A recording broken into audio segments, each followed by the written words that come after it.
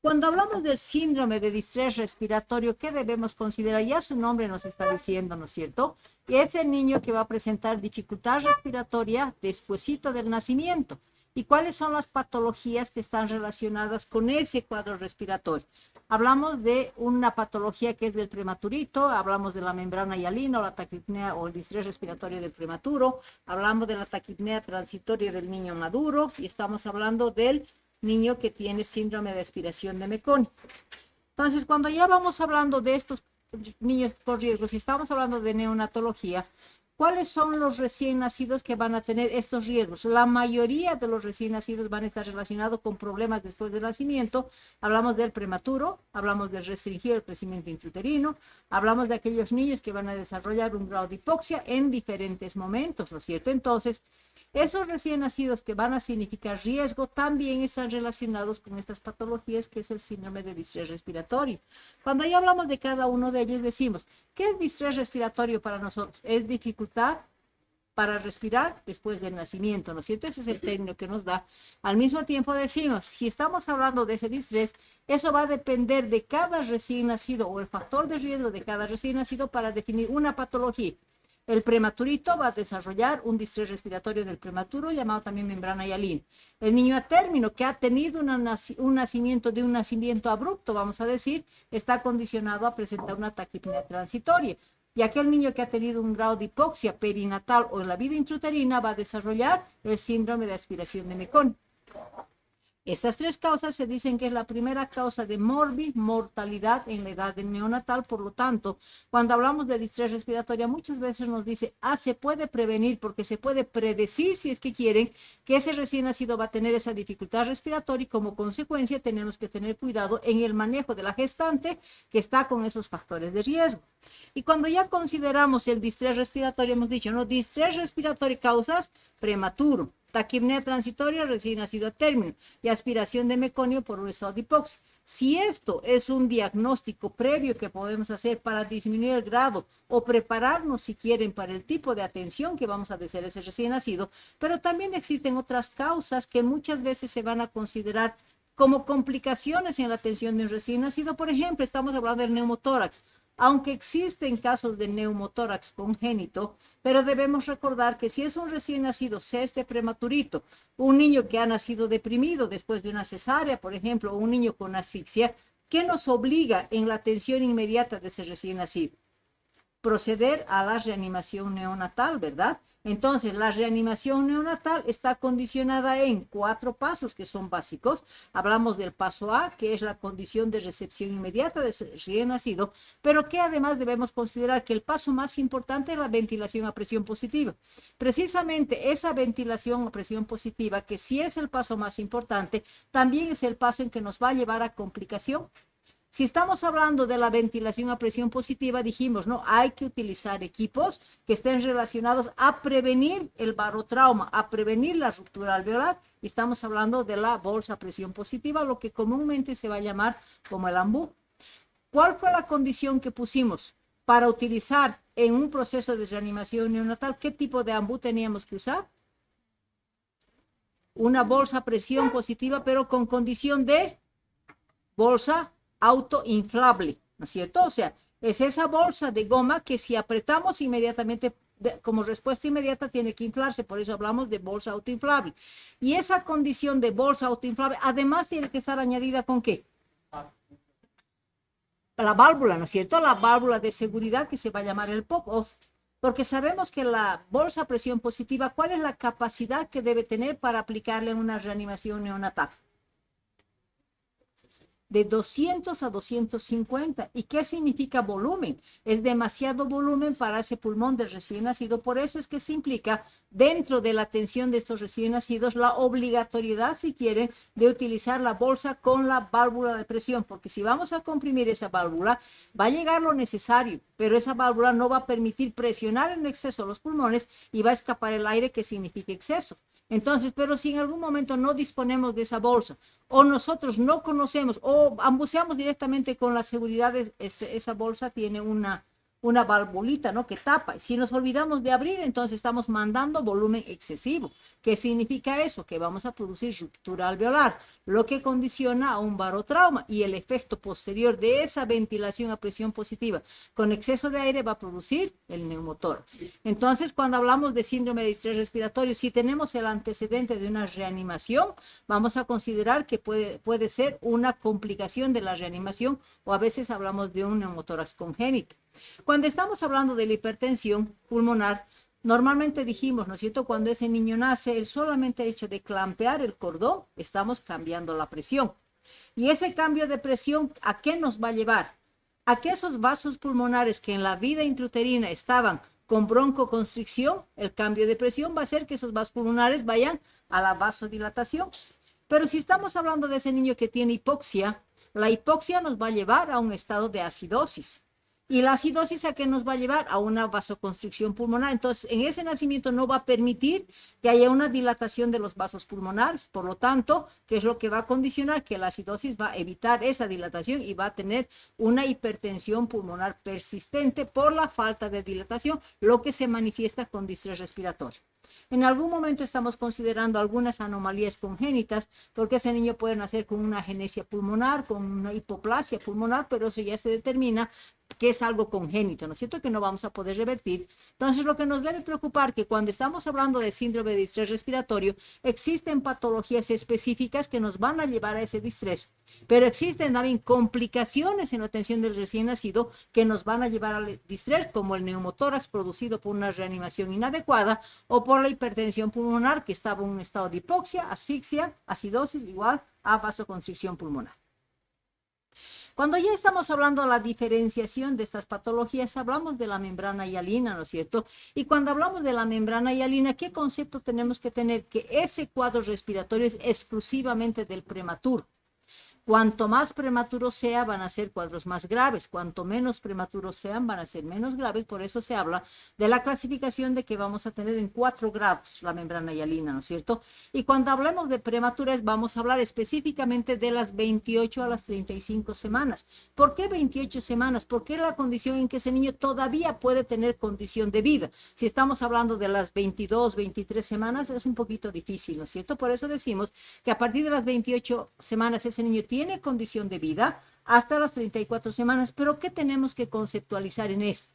Que si bien en algunos momentos la mamá puede tener algunos factores de riesgo que me vayan a llevar a un desarrollo de un parto prematuro, entonces decimos que la membrana hialina es prevenible muchas veces con una condición de obligar a que ese bebé en la vida intrauterina madure sus pulmoncitos para evitar esta patología. Pero ya nos da un dato, ¿no es cierto? Entonces, todo nacimiento entre las 28 y 34 semanas vamos a considerar posibilidad, pero con el antecedente de que podemos prevenir con una maduración pulmonar y esos niños que si bien pueden presentar un cuadro leve, pero van a ser de fácil reversión, ¿no es cierto? Al mismo tiempo decimos, la manifestación clínica de ese cuadro respiratorio va a ser desde el momento que nace ese niño.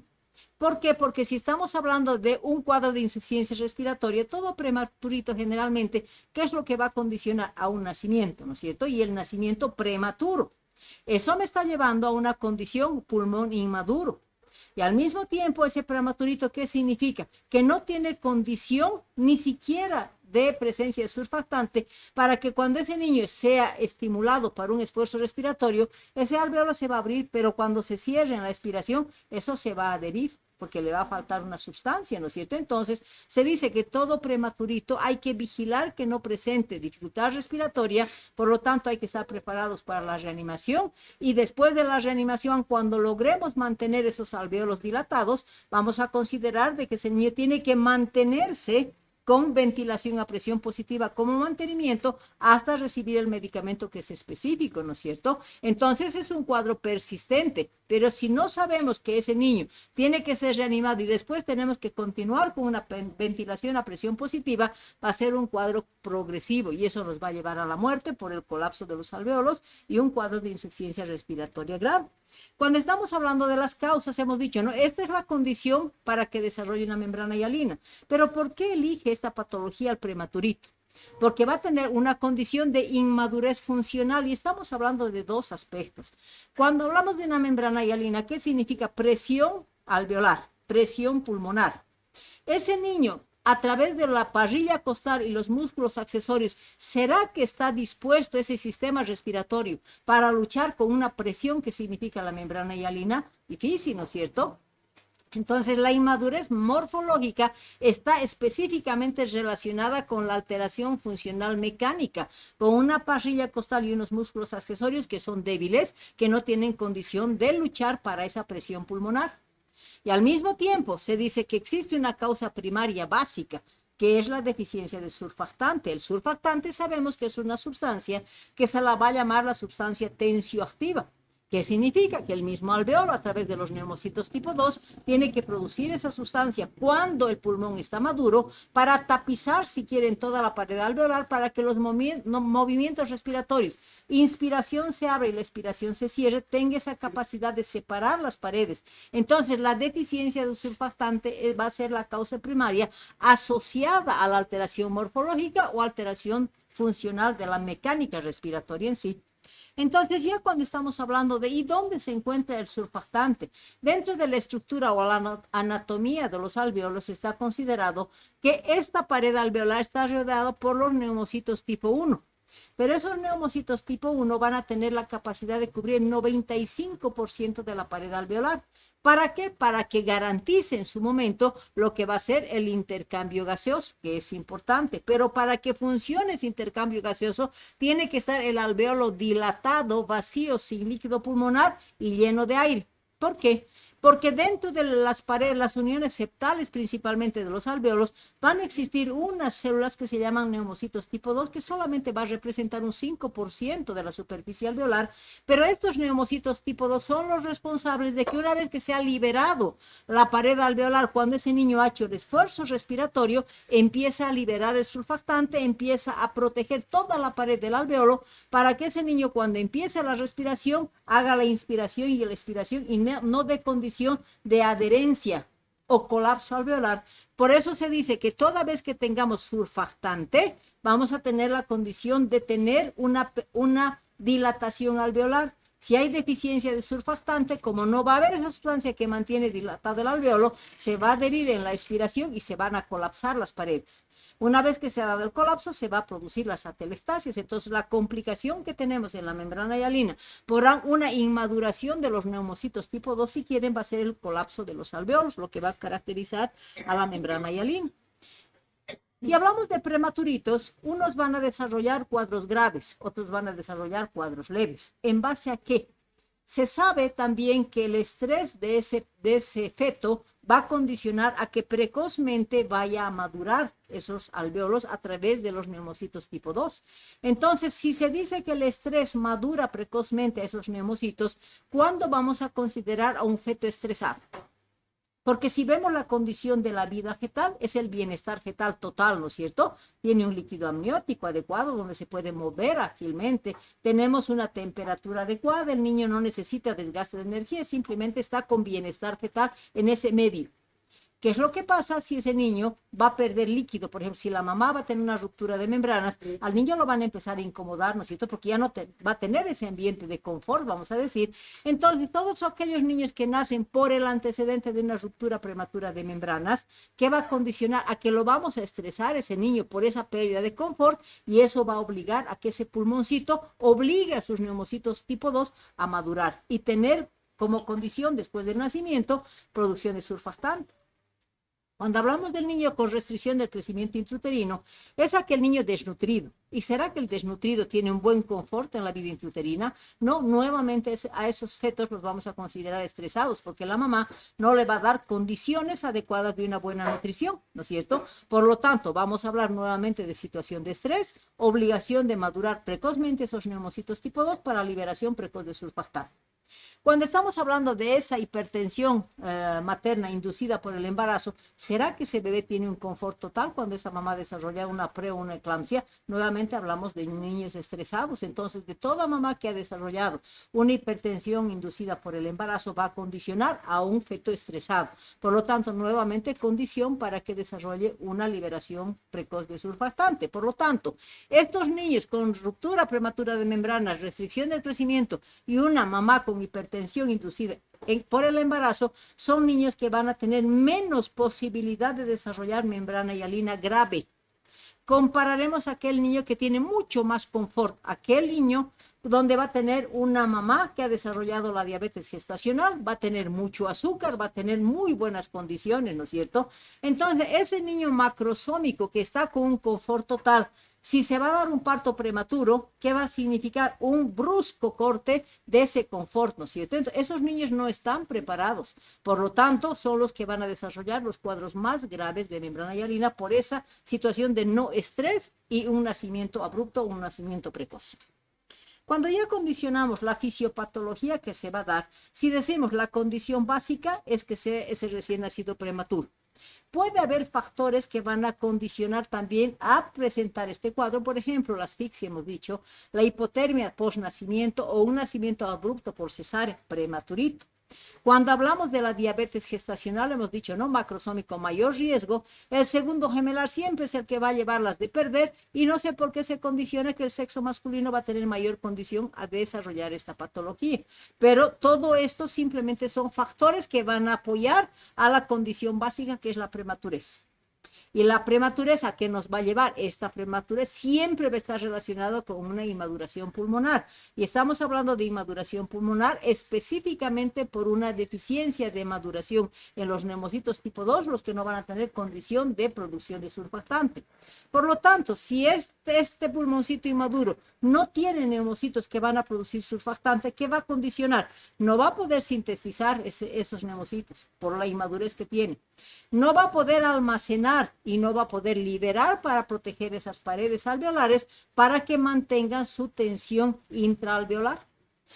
Si estamos diciendo que no se mantiene esa tensión intraalveolar, ¿qué significa? Unos alveolos van a mantener y van a mantenerse un poquito dilatados, pero los otros alveolos que no tienen nada de surfactante, el momento de la inspiración se va a dar.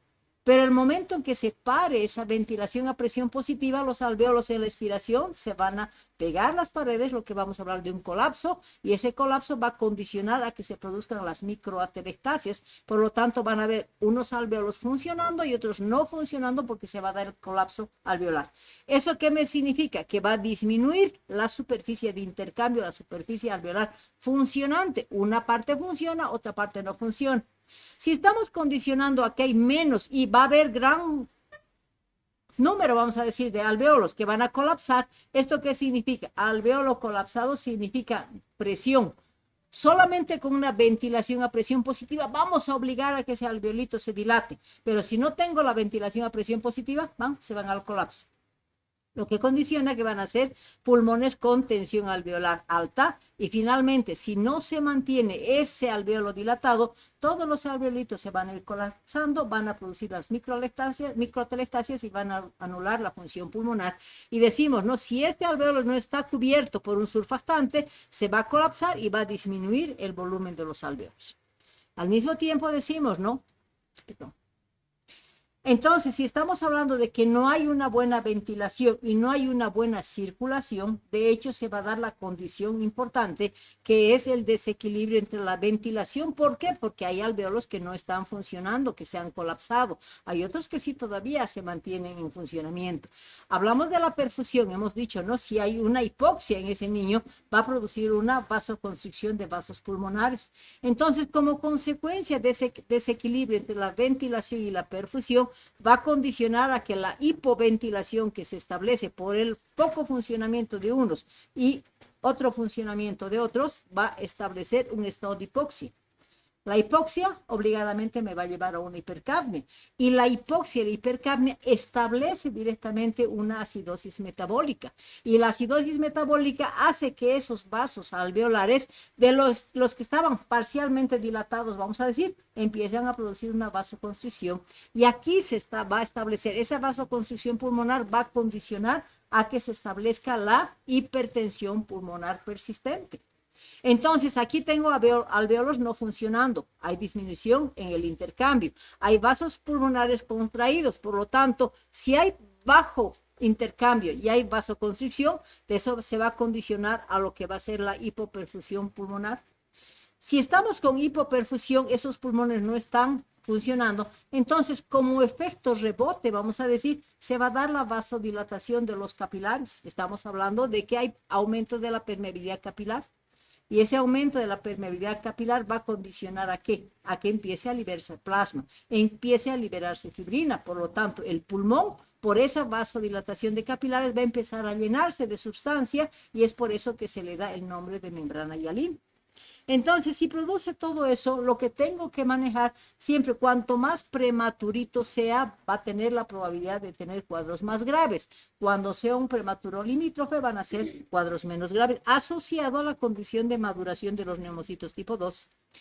Entonces, si tengo el concepto de que es un prematurito, ¿qué clínica voy a esperar de esta membrana hialina? Si hablamos de la membrana hialina, primero es nacimiento prematuro y si es un nacimiento prematuro, tengo que estar preparada para aplicar la reanimación neonatal.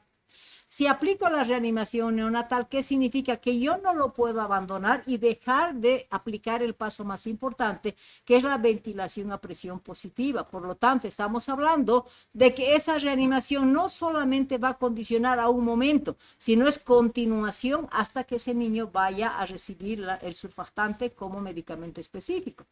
Entonces, ¿qué hacemos? Inmediatamente la sintomatología, si yo lo reanimo y responde ese niño y suspendo esa ventilación, ese niño va a tener sintomatología inmediatamente después de esa reanimación de insuficiencia respiratoria progresiva. Va a haber una taquipnea y ¿cómo vamos a valorar? Ese niño va a empezar a presentar todos los signos de insuficiencia respiratoria. ¿Y a través de qué puntaje nosotros hacemos la valoración de la insuficiencia respiratoria? A través del puntaje de Silberman-Andersen. Hablamos del aleteo nasal, hablamos de la retracción intercostal, subcostal cifoidea, hablamos de la disociación tóraco-abdominal y hablamos del quejido expiratorio. Entonces, ese niño va a empezar a presentar esos signos de insuficiencia respiratoria y finalmente yo tengo que demostrar que ese pulmón no está funcionando adecuadamente. Entonces voy a hacer la auscultación y si ausculto y sé que algunos alveolos no están funcionando, pues hablamos de que va a haber una disminución del murmullo vesicular. ¿Por qué disminuye el murmullo vesicular?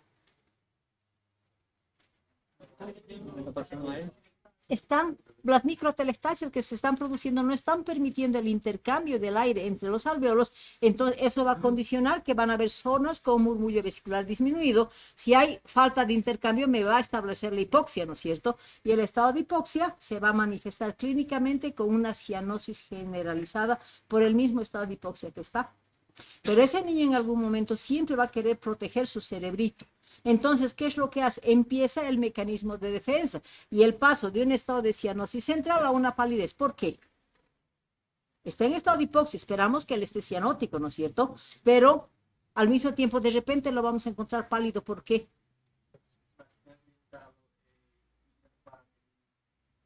Estamos hablando de factor compensatorio, ¿no es cierto? Entonces, si hay un estado de hipoxia, ese poquito de oxígeno necesitan mandar al cerebro, necesitan mandar al corazón, entonces va a producir una vasoconstricción generalizada como mecanismo protector para mandar lo poco que le queda al cerebro y al corazón. Entonces podemos ver en estos niños un cambio de una cianosis que va a presentar a una palidez generalizada. Al hablar de palidez ya me está confirmando que ese niño está con una hipotensión. Se va a traducir también como manifestación clínica en una hipotonía y una hipotermia y finalmente ese niño va a morir. Entonces, ¿qué es lo que me dice esto? Este cuadro respiratorio es un cuadro progresivo si es que no intervenimos. Por lo tanto, si es que queremos evitar este tipo del cuadro clínico, tenemos que mantener después de la reanimación, mantener la ventilación a presión positiva porque es la única manera que me va a evitar el colapso alveolar y la formación de las microtelestasis. Entonces, si tenemos un componente, ¿no es cierto? Hemos dicho, la presión del pulmón está elevada, los vasos pulmonares están contraídos. ¿Qué me está diciendo? Que de una circulación fetal que tenía en la vida intrauterina, cuando ese niño tiene la vida, ya sale a la vida extrauterina, ¿qué condición? Se va a establecer la misma característica de la vida intrauterina. Porque si condicionamos, aquí por ejemplo los vasos están, o los alveolos están colapsados, significa presión. Los vasos pulmonares están vasoconstraídos, significa presión, y la sangre nunca lucha para presiones. Si decimos aquí hay presión, ¿qué es lo que como factor compensatorio va a dar? Va a evitar que se cierre el ductus arterioso. Por lo tanto, en estos niños que van a tener membrana hialina con cuadro progresivo, va a determinar que se mantenga el ductus arterioso. Por lo tanto, la complicación de una no intervención, si quieren, en estos pacientes, va a ser la persistencia del ductus arterioso, que lo vamos a traducir con la presencia de un soplo cardíaco, y obviamente el corazón va a compensar con una taquicardia, ¿no es cierto?, como factor de complicación. Entonces, ¿qué es lo que debemos considerar? Que si tengo un parto prematuro, tengo que tener un diagnóstico precoz. Entonces, cuando habla de diagnóstico precoz, que todo parto prematuro va a tener la relación con prematurez, y eso que me dice, voy a ver dos momentos. Cuando esa mamá tiene factores de riesgo, en su momento vamos a considerar que podemos prevenir y podemos disminuir siquiera la gravedad, y estamos hablando de la aplicación para la maduración pulmonar. Pero si tenemos una mamá que ya llegó a la emergencia con trabajo de parto y estamos verificando que ya hay dilatación, entonces, ¿qué se hace? Se toma una muestra de líquido amniótico y vamos a hacer la prueba de la lecitina esfingomielina. Entonces, si tenemos esa relación de menor a 2, decimos, prepárense, va a desarrollar una membrana hialina.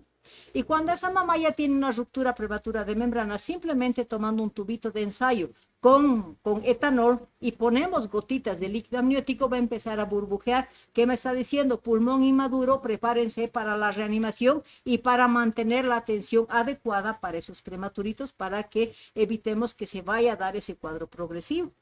Entonces hablamos, ¿no? Una vez que lo hemos atendido ese niño, tengo que certificar que ese niño tiene membrana hialina, que si bien la literatura describe como imagen patognomónica la imagen en vidrio esmerilado, entonces este es de un cuadro grave. Por lo tanto, toda vez que hablamos de una membrana hialina, siempre vamos a tener un componente, un patrón retículo nodular que va a comprometer el pulmón, que si bien los casos graves se van a traducir como la imagen patognomónica de una imagen en vidrio esmerilado, pero también hemos dicho, ¿no?, que esa membrana hialina va a estar relacionada siempre con una acidosis. Entonces tengo que pedir una gasometría para hacer la corrección de acidosis. Pero no todos los cuadros van a ser graves. Entonces, de acuerdo al comportamiento o a la muestra radiológica, vamos a hablar de un grado 1, grado 2, grado 3, grado 4. Entonces, si son niños que van a desarrollar una membrana hialina leve, si es que quieren, vamos a sacarle radiografía. Entonces, si es leve, me va a decir, hay un mínimo porcentaje de colapso alveolar. Eso es lo que me traduce un cuadro leve. Entonces, ¿qué es lo que vamos a ver en la radiografía? Más imágenes de radiolucidez, que es alveolos con aire, en relación a los alveolos colapsados, que vamos a poder ver las microatelectasias, o imágenes de radiopacidad. Entonces, si hablamos de un grado 1, decimos, hay más zonas oscuras o radiolúcidas en relación a las zonas claras. Cuando hablamos del grado 2, hablamos de mitad-mitad. Ese patrón retículo granulado va a ser casi un 50%, vamos a decir que hay radiolucidez, y otro porcentaje similar va a haber radiopacidad. Entonces diagnosticamos como un grado 2. El grado 3 va a mantener esa similitud de radiopacidad, radiolucidez, pero nos va a tipificar como grado 3 la presencia de un broncograma aéreo, que es lo que tipifica para el grado 3, y finalmente solamente el grado 4 va a ser cuando tenemos atelectasias difusas, donde no vamos a poder ver imagen de radiolucidez, todo vamos a ver de radiopaco, y ni siquiera nos va a permitir ver la visualización de la silueta cardíaca. Entonces hablamos del vidrio esmerilado en el grado 4, ¿no es cierto? Entonces, ¿cómo vamos a poder distinguir? Y aquí les pongo placas. Si aquí vemos, parece un pulmoncito que tiene, aquí tiene un poquito del patrón retículo granulado, ¿no es cierto?, pero muy poco. Más esa imagen de radiolucidez, lo que nos dice que ese pulmón todavía está funcionando. Hablamos de un grado leve. Hablamos de un grado moderado cuando, si se fijan acá, ya es 50-50, ¿no es cierto? Ya vemos más imágenes radiopacas en relación a la radiolucidez. El grado 3 no lo tengo, pero estamos hablando del grado 4, que es grave, cuando aquí, si se fijan, no hay nada de radiolucidez. No se puede ver la silueta cardíaca, entonces hablamos de la imagen patognomónica. En el grado 4, de imagen en vidrio esmerilado, ¿no es cierto? Que eso es grave y generalmente esto va a la mortalidad. Bueno. Entonces hemos dicho, si tengo la oportunidad de diagnóstico cuando esa mamá esté en trabajo de parto, eso hablamos de que ya es tarde, ¿no es cierto? Porque ese niño ya va a desarrollar los diferentes grados. Entonces, ¿en qué tenemos que pensar? En que todas las mamás que tengan algún factor de riesgo, puede ser una preeclampsia, puede ser una cardiópata, una nefrópata, puede ser pacientes que tienen patologías infecciosas, por ejemplo, una infección urinaria, que es la causa más frecuente ¿para qué? Para que se desarrolle una amenaza y un parto prematuro, o sea, procesos infecciosos maternos que conllevan ese riesgo, ¿no es cierto? Entonces, en ese grupo de mamás, ¿qué tenemos que hacer? Prevenir la membrana hialina. Y cuando estamos hablando de prevención, hablamos de estresarlo al niño. ¿A través de qué? A través de la aplicación de corticoides a la mamá. Y cuando hablamos de prevención, esta dosificación de corticoides precisamente vamos a ver en el tiempo preciso que ese niño va a desarrollar la membrana hialina. Por lo tanto, la prevención, lo que va a significar maduración pulmonar, es la aplicación entre las 28 y 34 semanas. Vamos a manejar como primera línea la betametasona a 12 miligramos. Vamos a aplicarle una dosis un día y al segundo día otra dosis intramuscular. Completo 24 miligramos. Si en algún momento no tengo betametasona, puedo utilizar la dexametasona, pero la dexa me va a decir, aplíquenle 6 miligramos cada 12 horas, también 2 días. Por lo tanto, el total van a ser los 24 miligramos. Entonces, tenemos opción de prevención cuando esa mamá está gestante entre las 28 y 34 semanas. Tenemos opción de diagnóstico cuando esté en trabajo de parto para prepararme para una recepción adecuada de esos niños para atenderlos con la patología de membrana hialina. Nos dan 2 momentos.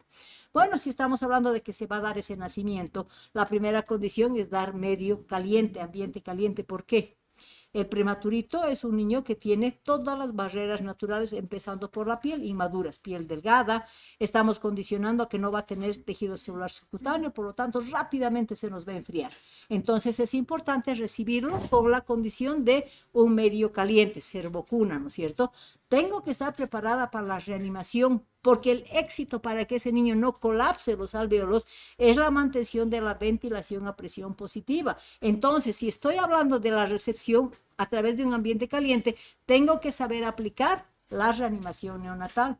Pero no solamente la reanimación, no sabemos, depende del grado de prematurez, nos puede llegar desde el A hasta el D, no sabemos, ¿no es cierto? O sea, se puede aplicar los 4 pasos, pero en membrana hialina siempre decimos, el paso más importante es la ventilación a presión positiva. ¿Por qué? Porque si el alveolo está sin surfactante, si se adhiere ese alveolo, se va a colapsar, por lo tanto, tengo que soplar, si es que quieren, para mantener el mayor número de alveolos dilatados. Entonces, la ventilación a presión positiva en la reanimación es importante, pero hemos dicho, no solamente va a consistir en reanimar ese niño, sino después, si yo lo abandono, porque todavía vamos a tener la deficiencia de surfactante que va a condicionar a que ese niño tenga que continuar con ventilación a presión positiva, ¿no es cierto? Entonces, esta ventiloterapia se va a mantener con un tratamiento de soporte que es el CPAP, ¿no es cierto? Que es la ventilación a presión, hasta que ese niño vaya a recibir la dotación correspondiente de surfactante, que es el medicamento específico para que se revierte este cuadro respiratorio. Pero no me debo olvidar que ese prematurito también va con otras condiciones. O sea, no puedo reanimar a un niño sin después haber condicionado a una vía, que sí, bien se maneja el aporte de líquidos, pero ¿cuál es la primera solución que tengo que dar a un prematurito? Para mantener una vía y mantener y evitar ciertos trastornos metabólicos que un prematuro va a desarrollar.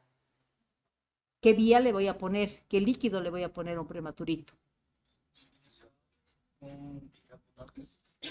Una cosa es la corrección, o sea, como hemos dicho, el prematurito por la hipoxia que va a desarrollar puede condicionar a un estado de una acidosis metabólica. Eso voy a demostrar porque inmediatamente se ha reanimado ese niño e incluso se dice para medir el grado de acidosis metabólica se puede tomar incluso sangre del cordón para diagnóstico. Y si no, pues voy a obtener una muestra para diagnóstico de gasometría. Si una gasometría me demuestra que está con acidosis, voy a hacer corrección con bicarbonato. Un trastorno metabólico va a ser la corrección de la acidosis metabólica. Eso condicionamos como un control a través de la gasometría. Pero eso es un tratamiento. Pero cuando estamos hablando de prevenir otro trastorno metabólico que es muy frecuente en un prematurito, es la hipoglicemia. Entonces hemos dicho, ¿no?, que la primera solución para administrar a un recién nacido siempre va a ser la dextrosa. ¿A cuánto por ciento? Al 10%. A requerimiento de un prematurito, ¿cuánto es el requerimiento hídrico? Si vamos a repasar un poquito los temas anteriores. ¿Cuál es el requerimiento basal? Hemos llevado en hipoglicemia en trastornos metabólicos. ¿Cuánto es el requerimiento basal que le voy a dar a un prematurito para evitar la hipoglicemia? Y en esos niños aplica porque es prematuro.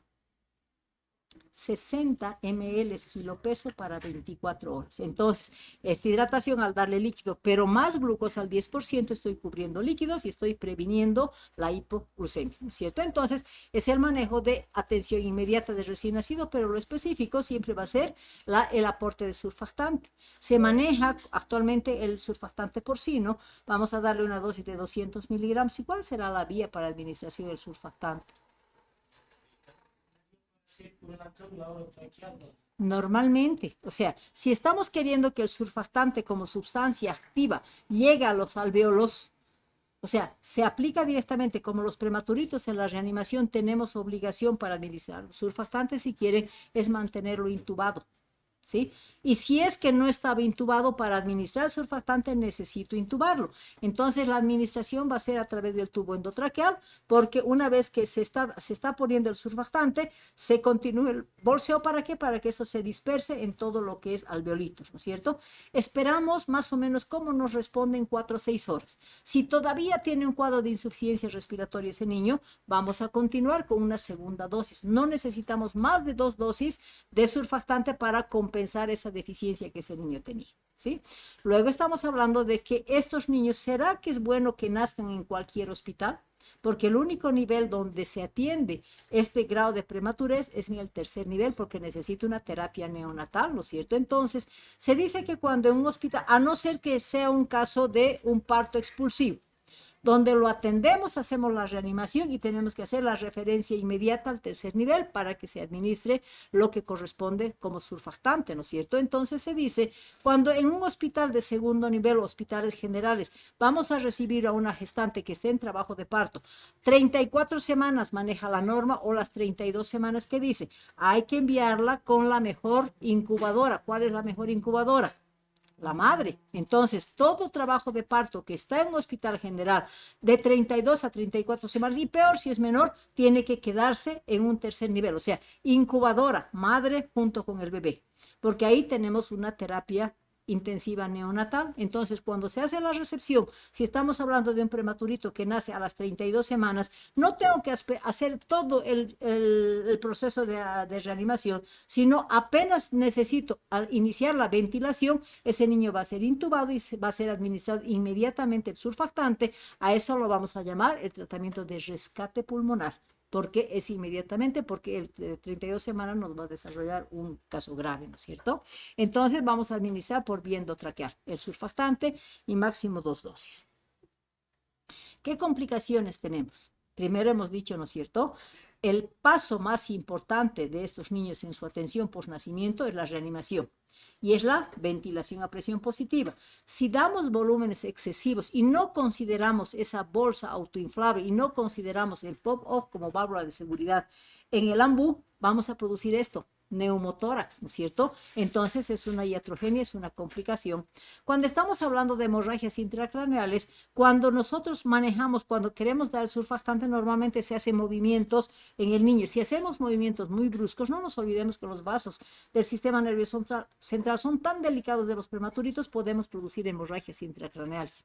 Cuando estamos hablando de los disturbios metabólicos, ¿cuáles son los 3 disturbios metabólicos que va a presentar un niño prematuro? Hemos dicho una acidosis metabólica, hipoglicemia, hipocalcemia y tardíamente va a presentar una ictericia, ¿no es cierto? Entonces hay que estar vigilando esos 4 trastornos metabólicos. ¿Por qué me dicen que va a desarrollar una fibroplasia retrolenticular? ¿Por qué será eso? Daño ocular. Incluso pueden estar ciegos los niños. ¿Cuál es el proceso de atención? Si ese prematurito ha nacido, como no tiene condición de mantener una temperatura adecuada después de su proceso de recepción, reanimación e incluso administración de surfactante, ¿dónde lo mandamos a ese prematurito? A una incubadora, ¿no es cierto? Para mantener una normotermia. Y en la incubadora, ¿qué además se pone? Porque necesitamos mantener una buena oxigenación. Vamos a poner dentro del incubador un casco cefálico para que el oxígeno esté directamente con relación a la vía respiratoria, ¿no es cierto? Y eso puede condicionar un riesgo, producir una hiperoxia. Y la hiperoxia va a ser producto directamente de daño oftálmico. Entonces, por esa hiperoxia, por ese exceso de oxígeno, vamos a decir, vamos a condicionar a que se va a producir esa fibroplasia retrolenticular. Y si es que no manipulamos adecuadamente ese niño, como tiene todas las barreras naturales inmaduras, podemos contagiarlo fácilmente. Por lo tanto, todo prematurito va directamente al uso de antibiótico precisamente para prevención de este problema infeccioso, ¿no es cierto? Entonces, si estamos condicionando a las complicaciones, vamos a darle un pronóstico, ¿no es cierto? Vamos a tener secuelas neurológicas. ¿Qué tipo de secuelas neurológicas? Va a estar marcado por un estado de hipoxia generalmente. Que si bien hemos dicho que puede haber hemorragias cerebrales, pero esos son ocasionales. ¿Cuál es la lesión por lesión hipóxica? Se va a producir en el sistema nervioso central. Las famosas lesiones hipóxico-isquémicas, ¿no es cierto? Por deficiencia, por la hipoxia que va a desarrollar. Entonces hablamos de secuelas neurológicas, de lesiones hipóxico-isquémicas que posteriormente pueden intervenir en el desarrollo de ese niño, pueden intervenir incluso con producción de crisis convulsivas posteriores por ese tipo de lesiones. Cuando hablamos de complicaciones pulmonares, ¿qué complicación pulmonar nos va a desarrollar después de haber sido atendido ese niño? Hemos mencionado la hipertensión pulmonar persistente, ¿no es cierto? Cuando hablamos de complicaciones cardíacas, ¿cuál va a ser la complicación cardíaca? Persistencia del ductus arterioso. Y cuando hablamos de complicaciones oftálmicas, ¿qué complicación es? Fibroplasia retrolenticular. Entonces, estos niños, después de ser atendidos, tenemos que vigilar complicaciones y tenemos que ver qué pasa en su desarrollo futuro, porque generalmente está relacionado con este tipo de lesiones.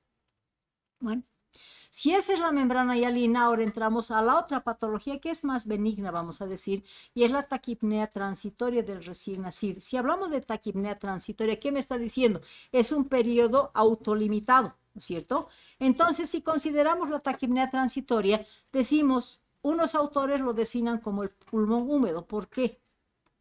Porque la taquipnea, hay una teoría que dice, como en la vida intrauterina, ese niño, ¿en qué condición está su pulmoncito? Lleno de líquido. Cuando nace por un nacimiento abrupto, por ejemplo, ¿va a lograr eliminar ese líquido pulmonar? Difícil, va a eliminar un 30-40%. Entonces, ese niño va a tener la condición de mantener líquido pulmonar, por eso los autores lo han llamado el pulmón húmedo. Hablamos de taquipnea transitoria neonatal porque eso puede durar de 6 hasta 8 horas, máximo 12 horas. Estamos hablando de un periodo con limitación de tiempo. Hablamos del síndrome de distrés respiratorio tipo 2 porque a la membrana hialina la llaman el síndrome de distrés respiratorio tipo 1. Y finalmente se dice, ¿no? Actualmente, es que ese pulmón no se ha adaptado. No se ha adaptado. ¿Por qué? Porque no logró eliminar el líquido pulmonar y le tenemos que dar tiempo para que eso se vaya eliminando, ¿no es cierto? Porque se espera con la adaptación de la vida intrauterina a la vida extrauterina que se elimine hasta un 70% de ese líquido pulmonar y sea reemplazado por aire y ese niño respire espontáneamente, ¿no es cierto? Entonces hablamos de eso. Su condición es niño término, pero en algún momento, si estoy hablando de 36 semanas, 37 semanas, ese limítrofe también puede desarrollar una membrana hialina. Y la condición que determina para que se presente una taquipnea transitoria está el nacimiento por cesárea. Cuando hablamos de la fisiopatología, ¿qué es lo que se dice, no es cierto? Que aunque la causa no está aclarada en sí, pero se considera que es un retraso en la eliminación del líquido pulmonar. ¿Por qué? Por ausencia de compresión torácica. Si hablamos de un parto vaginal, ¿qué es lo que se hace normalmente al pasar por el canal del parto? ¿Qué es lo que determina? Comprime el tórax y por la boquita y por la nariz, en ese traspaso del canal del parto va a eliminar, ¿cuánto por ciento? 70%, ¿no es cierto? Entonces, cuando ese niño nace, se lo estimula, ¿qué es lo que el niño hace? El esfuerzo respiratorio. ¿Para qué? Para que ese 70% que estaba eliminado sea reemplazado por aire. Es suficiente para mantener una respiración normal, una respiración espontánea, ¿no es cierto? Eso es lo que fisiológicamente se debe dar, por eso dices una mala transición.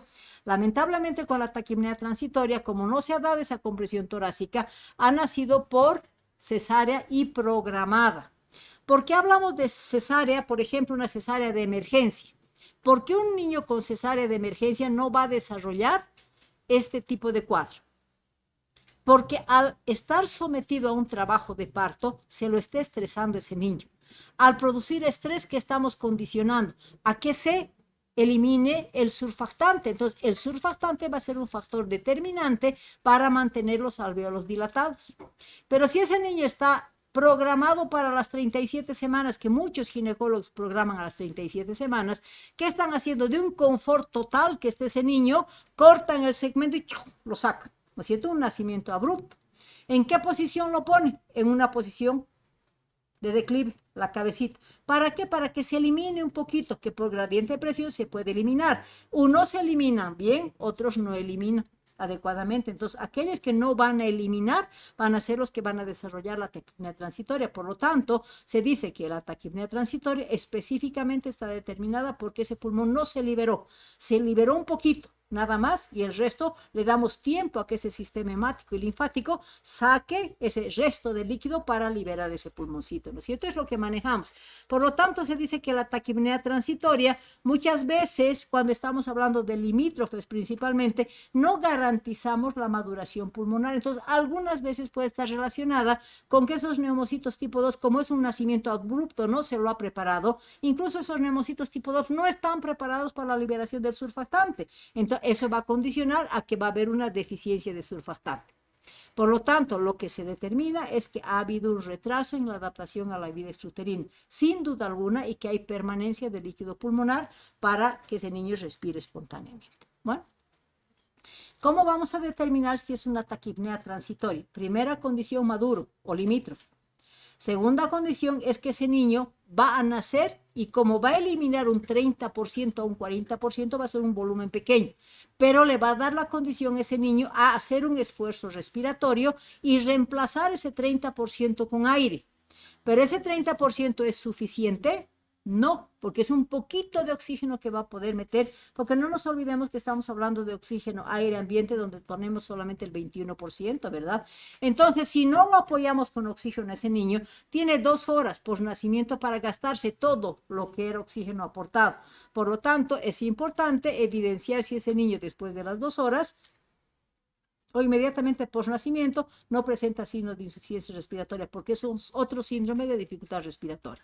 Entonces, ¿qué es lo que hacemos? Normalmente decimos, niño que nace llora, tiene un buen Apgar, y después del nacimiento, o podemos esperar 2, 3, 4 horas, empieza a presentar signos de insuficiencia respiratoria, pero ese enfoque que le hacemos es lloró, respiró y se deprimió, y presentó cuadros de insuficiencia respiratoria. ¿Cuánto tiempo puede durar? Hemos dicho que es un cuadro autolimitado. Entonces, el sistema linfático y hemático va a darse el trabajo aproximadamente 6, 8, hasta 12 horas máximo de liberar ese pulmón. Si no se corrigió ese síndrome de dificultad respiratoria hasta las 12 horas, olvídense que fue una taquipnea. Es otra patología que hay que investigar. Entonces decimos que tiene una autolimitación máximo hasta las 6 horas. Lo común es que desaparezca a las 4, 6, 8 horas, ¿no es cierto? Pero puede durar hasta las 12 horas.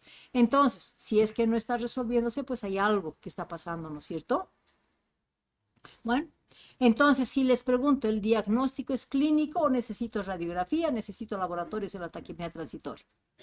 Es clínico exclusivamente, ¿no es cierto? ¿Basado en qué? En que es un producto maduro o es un limítrofe. Primera condición, que cuando ese niño nació, lloró, entonces antecedente del nacimiento, y por si acaso, ¿no? Como está con insuficiencia respiratoria, tengo que sacarle una radiografía. Y en la radiografía que voy a ver, muchas veces vamos a encontrar una radiografía normal o vamos a tener un poquito de trama. Entonces, una radiografía con un niño que está con insuficiencia respiratoria, está limpio su pulmoncito y obviamente relacionado con la edad gestacional, pues es una taquipnea transitoria, ¿no es cierto? ¿Y qué hacemos? Si la causa es la falta de eliminación de líquido pulmonar y que poco a poco se va a ir reemplazando, ¿qué tengo que hacer? Darle simplemente oxígeno, darle tiempo a ese sistema linfático o hemático para que logre extraer todo el líquido para que ese niño respire espontáneamente. Entonces, el único tratamiento va a ser oxigenoterapia.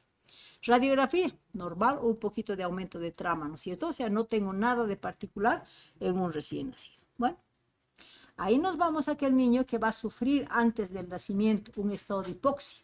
Entonces ahí hablamos del síndrome de aspiración de meconio, hablamos del síndrome de aspiración del líquido amniótico meconiano, el SALAM o el SAM son sinónimos. ¿Qué significa? Que ese producto en la vida intrauterino liberó meconio y tiñó el líquido amniótico, ¿no es cierto? Por eso se lo llama el síndrome de aspiración de meconio. Entonces, ¿qué condicionamos esto? De que si estamos determinando de que la eliminación de meconio ha sido en la vida intrauterina, ¿cuál es la causa más importante para que ese niño desarrolle esa eliminación anormal? La uno, en quienes se presenta en el posttérmino, muchas veces hasta el restringido entre eso. ¿Por qué? Porque se pasó el término, la placenta ya no le da lo suficiente en oxigenación y está entrando en estado de hipoxia. Por eso se considera en el posttérmino. Pero aquel niño que sea un niño que ha tenido algún problema placentario o algún problema o desprendimiento de placenta, algún factor a ese niño que lo esté llevando en estado de hipoxia en la vida intrauterina. Hablamos muchas veces de las circulares de cordón, atención, ¿no es cierto? Que lo estamos asfixiando en la vida intrauterina. Entonces, cualquier condición que vaya a estar relacionado con establecimiento de un estado de hipoxia en la vida intrauterina es igual a sufrimiento fetal. Y el sufrimiento fetal se va a traducir en la eliminación de meconio. Entonces, esto está relacionado específicamente por un estado de hipoxia. ¿Y hasta dónde llega? Eso vamos a ver. Entonces, ¿por qué ese niño en estado de hipoxia va a desarrollar una eliminación de meconio? Se dice que una vez que ese niño esté en un estado de hipoxia, ¿qué establecemos en ese producto? Un estrés. ¿El estrés qué significa? Que ese niño se va a empezar a desesperar porque está en un estado de hipoxia. La consecuencia de la hipoxia en esos niños va a hacer que ese intestino produzca una liberación colónica. Entonces, de esa manera, como se va a liberar el esfínter, y va a eliminar a través del colon las deposiciones, entonces va a teñir todo el líquido amniótico con meconio, ¿no es cierto? Eso va a depender de qué. Si es que es un niño que está en estado de hipoxia, antecitos del parto no va a ser muy grave, pero si es un estado de hipoxia que ha determinado antes incluso del trabajo de parto, estamos hablando de varias horas, ¿qué significa? Eso significa gravedad. Entonces, si el estado de eliminación de meconio es que se va a dar porque se ha estado en estado de hipoxia y se va a liberar en la vida intrauterina, ese niño por la liberación de meconio, ¿qué es lo que hace? Quiere respirar por el estado de hipoxia, entonces se va a establecer el esbozo respiratorio que se llama. Y ese esbozo respiratorio, ¿qué va a hacer? Que como ese líquido amniótico está meconiado, dependiendo si es una, dos o tres cruces, al hacer ese movimiento, ¿qué va a hacer? Que ese líquido amniótico ingrese al sistema respiratorio.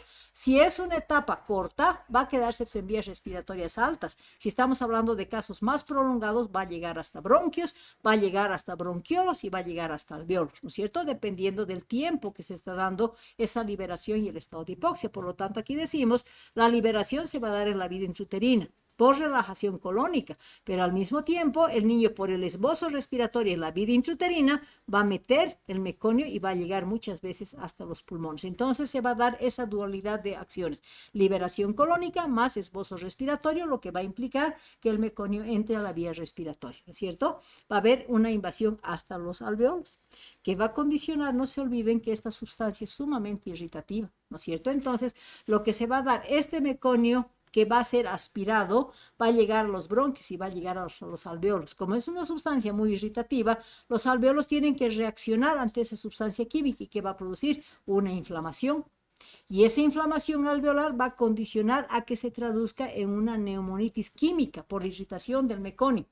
Ese niño va a nacer, ¿no es cierto? Una vez que ha nacido, generalmente va a pasar por el canal del parto, si es que se está dando parto vaginal. Entonces, al pasar por el canal del parto, ¿qué está haciendo? Está arrastrando bacterias por la mucosa. Y ese niño, mismo reanimándolo, porque vamos a producir una ventilación a presión positiva, ¿y qué hacemos? Que esas bacterias que en su momento estaban contaminando ese canal del parto van a ingresar al pulmoncito. Entonces, la complicación que esperamos en ese niño es que si inicialmente se va a producir una neumonitis química por el ingreso o sobreinfección, si quieren, de las bacterias, va a desarrollar finalmente una neumonía infecciosa producida generalmente por una Escherichia coli. Entonces, el progreso del cuadro va a ser de una irritación química a una complicación bacteriana, que es una neumonía, ¿sí? Y cuando estamos hablando que se está dando este problema, obstrucción, no funcionamiento, si quieren, de los pulmones, se va a establecer nuevamente el desequilibrio entre ventilación y perfusión.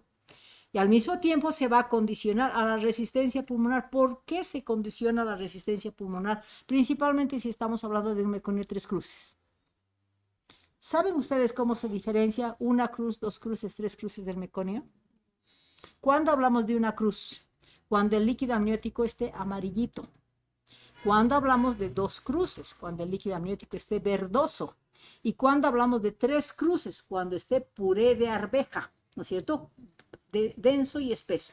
Entonces, si estamos hablando de una cruz, pues no va a ser un niño grave. Dos cruces tampoco va a ser muy grave. Pero si estamos hablando de un meconio tres cruz, ¿qué me significa? Que ese estado de hipoxia es de tiempo prolongado y que se le ha dado tiempo de ingresar a los bronquios, bronquiolos y alveolos. Y ese meconio, si es denso, ¿qué va a producir? Obstrucción de vías bronquiales, ¿no es cierto? Entonces ahí decimos que se va a establecer una obstrucción, si quieren, y como estamos obstruyendo ese pulmón, aumenta la resistencia pulmonar. ¿Qué estamos estableciendo nuevamente? Otra vez en este caso se establece la circulación materno-fetal, lo que se veía la circulación de derecha a izquierda. Entonces en este segundo caso que se va a presentar ese problema por la presión y la obstrucción que se da en bronquios. Finalmente, como se va a dar una neumonía infecciosa post nacimiento, ¿qué obligación nos da por esa probabilidad? Que todo niño con síndrome de aspiración de meconio, después de la atención, que generalmente también es reanimado, va con antibiótico terapia precisamente para el tratamiento de esta neumonía por Escherichia coli. Bueno, entonces cuando estamos hablando de clínica, decimos, ¿no? La clínica del síndrome de aspiración meconiado está. Simplemente tenemos momentos de asfixia. ¿Y cómo nos vamos a dar cuenta que ese niño va a nacer con meconio? Estamos hablando de sufrimiento fetal. ¿Cómo nos damos cuenta de que ese niño, cuando la mamá está todavía en etapa de gestación o está en trabajo de parto, ya sabemos que ese niño está perdiendo su bienestar fetal? ¿Cómo? Fetocardia. Entonces, toda mamá con trabajo de parto que altera fetocardia, cuidado, está en sufrimiento, cuidado, está en hipoxia. Y la complicación va a ser liberación de meconio. El síndrome de aspiración de meconio, como estamos obstruyendo las vías respiratorias, lo lógico es que bloqueemos esas vías y no pueda respirar adecuadamente, ¿no es cierto? Entonces, la clínica se va a presentar con un distrés respiratorio, que va a ser progresivo, ¿no es cierto? Con presencia de signos de insuficiencia respiratoria. Y como esos bronquios están obstruidos con un meconio tres cruces, va a entrar el aire, pero no va a poder salir. Entonces se va a establecer una expiración prolongada y como se está atrapando al aire, va a haber una hiperinsuflación pulmonar, lo que se va a constatar con un aumento de diámetro anteroposterior, por lo tanto va a establecer un tórax en tonel. ¿Por qué? Porque ese meconio produjo una obstrucción y no dejó. Entró el aire, pero no pudo salir, ¿no es cierto? Bueno, entonces, ¿qué es lo que hacemos? ¿Cuándo vamos a sospechar o vamos a diagnosticar? De hecho, el diagnóstico va a ser cuando estemos haciendo seguimiento a esa mamá gestante en trabajo de parto o durante el control prenatal y haya variación de frecuencia cardíaca fetal. Ese es mi foquito rojo para decir está con hipoxia perinatal. Y eso me está diciendo prepárense para reanimación neonatal. Entonces, eso me está ordenando, ¿no es cierto? ¿Qué es lo que va a hacer cuando ese niño nace? Ya vemos que hay meconio en la boquita y no sabemos hasta dónde ha ingresado. Entonces, generalmente se trata de liberar un poco ese meconio para iniciar la ventilación a presión positiva. Pero ¿cuándo me debo preocupar? Cuando ese niño nazca con impregnación meconio tres cruces. Y la forma de diagnóstico del meconio tres cruces va a ser ese cordón totalmente verdoso y pigmentado. Entonces, esto me está diciendo algo grave, ¿no es cierto? Meconio tres cruces. Entonces, a ese niño lo voy a reanimar, lo voy a revertir y voy a empezar antibiótico terapia. Pero nuevamente estoy hablando de una patología de distrés respiratorio. Entonces, ¿qué tengo que hacer? Radiografía, ¿no es cierto? Y en la radiografía, ¿qué me va a mostrar? Esos alveolos que fueron ocupados con meconio me van a mostrar imágenes de radiopacidad. Esos alveolos que están llenos de aire me van a mostrar radiolucidez. Entonces la alternancia, si quieren, de imágenes de radiolucidez y radiopacidad me va a dar la imagen que es característica, la imagen en panal de abeja, ¿no es cierto? Cuando vemos una radiografía, aquí vamos a ver, la otra tengo más clara. Entonces aquí tenemos alveolos todavía con radiolucidez, pero tengo alveolitos ocupados, ¿no es cierto? Esto es lo que se llama el panal de abeja. Bueno, ¿qué debo hacer cuando estoy hablando de eliminación de meconio? ¿Cuándo me voy a dar cuenta? Tengo el antecedente de que hay variación de frecuencia cardíaca fetal, antecedente. ¿Y cuándo me voy a dar cuenta que efectivamente hay un meconio? Y ese meconio me va a permitir decir si es una cruz, dos cruces o tres cruces. ¿Cuándo? En el parto, ¿no es cierto? Cuando esa mamá, por ejemplo, ya está en trabajo de parto, han hecho la ruptura artificial de membrana, está meconiada, hay que correr. Muchas veces esa es la causa de una cirugía de emergencia, ¿no es cierto? Cuando estamos hablando de un meconio tres cruces y no está con una dilatación completa todavía, es una cesárea alta, ¿no? Entonces decimos, en la recepción es importante determinar si es un meconio una cruz, dos cruces, es una hipoxia reciente. Ese niño va a nacer vigoroso. Y si nace vigoroso, no tengo nada que hacer, simplemente hago la rutina de atención con una aspiración de vías respiratorias, estimulación, y ese niño va a llorar. Entonces, cuando hablamos de niño vigoroso, vamos a hablar de la rutina. Pero si es un niño con meconio tres cruces, van a ser hipóxico. ¿Y cuál va a ser la condición? Va a ser flácido, va a estar pintado de meconio, no va a llorar, va a estar con una bradicardia o a veces hasta con paro cardíaco, ¿no es cierto? Porque estamos hablando de un sufrimiento grave. Entonces, ¿qué tenemos que hacer? Lo primero que pensamos es la reanimación neonatal, siempre permeabilizando un poco, lo poco que pueda quedar en el meconio en la vía respiratoria, y hacemos la reanimación. Una vez que he logrado que ese niño se reanime y respire espontáneamente, ya lo he sacado de su cuadro de síndrome de aspiración de meconio. Entonces, me queda la posibilidad de esa neumonía bacteriana. Entonces voy a ingresar antibiótico terapia. Me queda que todavía hay presencia de meconio en los alveolos. Entonces tengo que mantener una saturación adecuada a través de la oxigenoterapia, pero en el SALAM no necesito muchas veces la ventilación a presión positiva. Solamente es reanimación, sacarlo de ese cuadro y mantener con oxigenoterapia. En algún momento, si es un cuadro demasiado grave y ese niño nos está presentando un poquito de distrés respiratorio, podemos considerar la dosificación de una dosis de surfactante, porque el meconio puede ser que no permita la liberación, entonces tenemos que dar un surfactante extra, ¿no es cierto? Entonces manejamos con oxigenoterapia y surfactante extra. Entonces, ¿qué es lo que tenemos que considerar? Primero, el diagnóstico. ¿Es predecible? Cuando tenemos variación de frecuencia cardíaca fetal, me tengo que preparar, ¿no es cierto? Pero ¿cuándo voy a decir si es grave o no? Cuando veamos el líquido. Y si estamos hablando de un líquido, 1 a 2 cruces, no me voy a preocupar mucho, no me va a producir un cuadro grave, simplemente rutina, ¿sí? Y cuando estamos hablando de un meconio 3 cruces, ahí pues me obliga a prepararme, reanimación, antibiótico terapia, surfactante y todo lo que significa seguimiento para este niño, ¿cierto? Entonces, en resumen, ¿qué es lo que tenemos que ver? Hay que demostrar este síndrome de distrés respiratorio siempre, y la demostración del grado va a ser a través de la radiografía, fuera del proceso de atención que vamos a tener. Entonces decimos, una membrana hialina es característica del prematuro. La imagen que debe preocuparme es la imagen en vidrio esmerilado, pero no debo olvidarme que existen 4 grados radiológicos que me van a decir un grado leve, moderado y grave, ¿no es cierto? En la taquipnea transitoria vamos a hablar del niño a término. No se lo llama el pulmón húmedo. ¿Por qué? Porque no terminó de eliminar líquido pulmonar y tengo una radiografía normal, sin mayor alteración, aunque tenga cuadro de insuficiencia respiratoria importante. Y cuando hablamos del síndrome de aspiración de meconio, es en el posttérmino, ¿cierto? Lo característico es el hallazgo de líquido amniótico meconiado, y la radiografía va a ser la imagen. Aquí se ve mucho mejor la radiografía, si se fijan, el panal de abeja, y otros lo llaman el parcheado, como si tuviera parches ahí radiolúcidos. Entonces, tanto el parcheado como la imagen en panal de abeja son válidos para un síndrome de aspiración de meconio. Entonces, la demostración es importante y el manejo es diferenciado en cada una de las patologías, ¿sí? ¿Alguna pregunta, chicos?